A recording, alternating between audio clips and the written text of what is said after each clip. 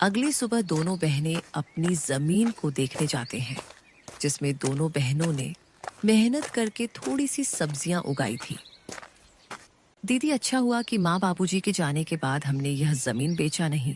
अभी देखो, हमने मेहनत करके कितनी सारी सब्जियां उगाई है।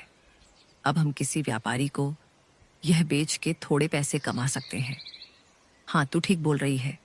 इसे बेच के कुछ दिन का तो गुजारा हो जाएगा, लेकिन लेकिन क्या दीदी, इसे बेच के हम कुछ दिन ही गुजारा कर पाएंगे। उसके बाद क्या? अरे आप मायूस मत हो दीदी, मुझे सिलाई बुनाई का काम आता है।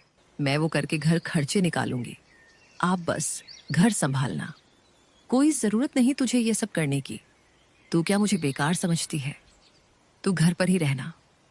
मैं लोगों के घर काम करने जाऊंगी, और मुझे बांस की सीजें बनाना भी आती है, जो बाबूजी ने सिखाया था। ये करके मैं घर का गुजारा निकाल लूंगी।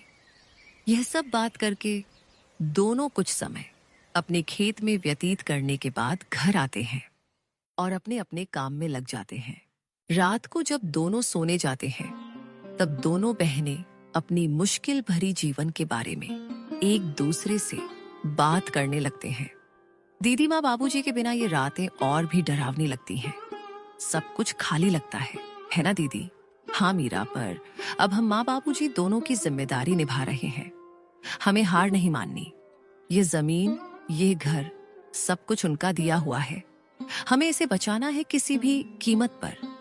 यही सब तो माँ बाबूजी की यादें हैं। ज्योति बहुत ही हिम्मती थी।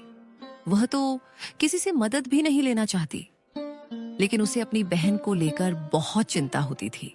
अगले दिन जब दोनों बहनें खेत पर पहुंची, तो देखा कि इस जमीन के बीच एक खूंटी गड़ी हुई थी। दीदी, ये जमीन के बीचों बीच खूंटी कौन गाड़ गया? ये तो कल यहाँ नहीं थी, और ना ही हमने इसे गाड़ी है। जरूर इसे कोई यहाँ गाड़ गया है। ये जरूर हमारे चाचा चाची का काम होगा। लेकिन ये काम बिना किसी सरकारी आदमी के नहीं होता। इसका मतलब हमारे खेत को ये लोग बांटने की साजिश चला रहे हैं। उसी वक्त दूर से धर्मपाल आता दिखा, और उसके साथ विमला और उनका बेटा कमल भी था। तीनों के चेहरे पर अजीब सी मुस्कान थी। अरे बेटियों, घबरा क्यों रही हो? हम तो बस मदद करना चाहते हैं। तुम्हारे माँ बाप के जाने के बाद जमीन की देखभाल जरूरी है। तुमसे अकेले तो होगा नहीं। चाचा जी, आपकी मदद की जरूरत नहीं है हमें। यह जमीन हमारी माँ बाबूजी की निशानी है। इसे किसी के हवाले नहीं करेंगे। अरे बच्चियों, ऐसे कैसे नहीं दोगे? ये जमीन तो तुम्हारी और हमारी है। कमल के दादाजी ने अपने दोनों बेटों को बराबर हिस्सा करके दिया था, लेकिन शायद तुम्हारे पिता अपने आखिरी दिनों में तुमसे यह बात बोलना भूल गए। इतने साल तो हम साथ ही खाए पिए हैं। हम तो तुम्हारे भलाई ही चाहते हैं। अब ये दुश्मनी क्यों?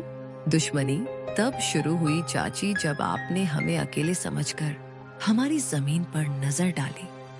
और चाची, दुश्मनी तो आप लोग हम दोनों से निकाल रही हो। अरे मीरा, इतनी गरज क्यों रही हो? छोटी हो छोटी बनकर रहो। ऐसे बड़ों के बीच मत बोल, समझी?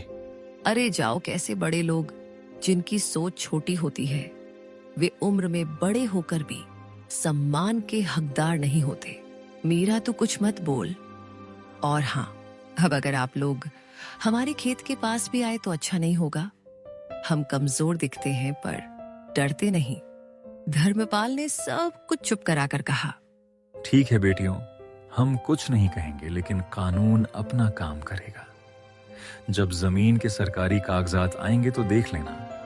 जब तुम्हारे नाम नहीं निकलेंगे तो खुद समझ जाओगी कि जमीन किसकी है। तीनों वहां से चले गए। ज्योति और मीरा कुछ देर तक खामोश खड़ी रही। दीदी, क्या वो सच में कागज बदलवा सकते हैं? कुछ भी कर सकते हैं मीरा। लालच में आदमी अंधा हो जाता है। हमें किसी पर भरोसे नहीं करना चाहिए। अब हमें बहुत संभाल के रहना पड़ेगा।